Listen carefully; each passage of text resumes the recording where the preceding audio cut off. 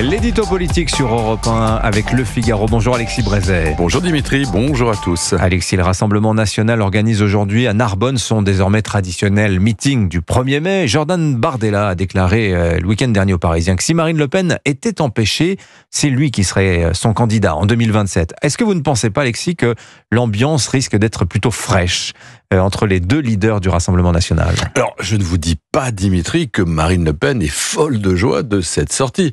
On l'a bien compris quand elle a répondu mardi que oui, Jordan Bardella la remplacerait, je cite, si elle passait sous un camion. Bon, on sent bien que l'agacement n'est pas loin.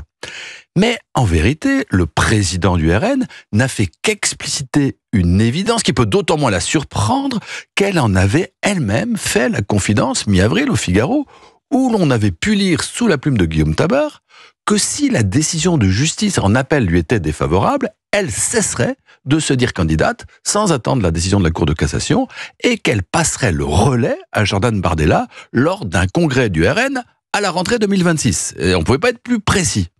Au fond, Jordan Bardella s'est contenté de redire la même chose, alors peut-être un peu vite, peut-être pas assez prudemment, et évidemment ça coince un peu. Marine Le Pen précise que jusqu'à nouvel ordre, c'est bien elle la candidate.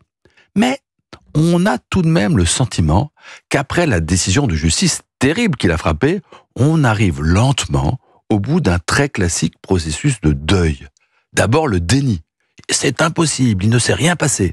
Puis la révolte, c'est une honte, c'est trop injuste. Puis le désespoir, il n'y a plus rien à faire, tout est fichu. Et enfin, le moment de la reconstruction, il faut se relever et avancer malgré tout. Eh bien, au RN, on en est là. On commence à se faire une raison et à envisager, la mort dans l'âme, une autre solution. Mais Jordan Bardella, Alexis, est-ce qu'il vous paraît prêt, personnellement, à affronter cette épreuve presque surhumaine d'une élection présidentielle ?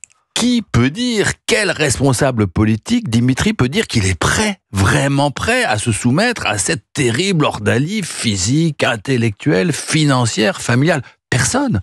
Jordan Bardella sait maintenant que ça peut lui tomber dessus, voilà tout.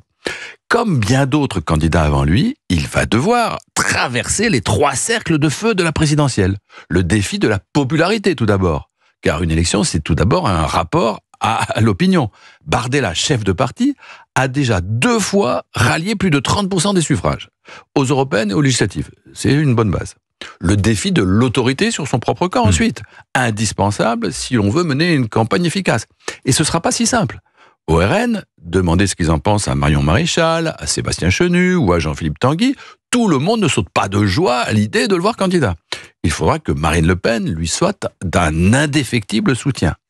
Le défi de la crédibilité, enfin, qui n'est pas mince, s'agissant d'un jeune homme de 30 ans qui n'a pas fait des études étourdissantes et qui, dans la vie, n'a pas eu d'autre activité que la politique.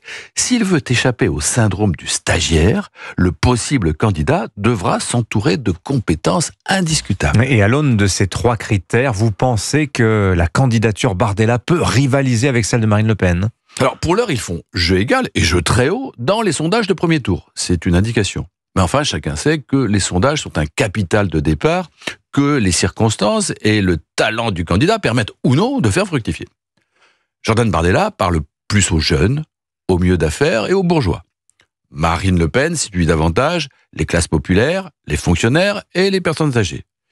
Il est plus rassurant, mais plus léger. Elle est plus clivante, mais plus riche en humanité. Ouais. Alors, qui est le meilleur candidat? Chacun a son idée, mais en fait, on ne le saura jamais avec certitude, puisque par définition, on ne pourra jamais comparer le score de celui qui aura vraiment été candidat au résultat de celui qui aurait pu l'être. En politique, il n'y a pas de réponse aux questions qui commencent par un si. L'édito politique sur Europe 1. Merci Alexis Brézet.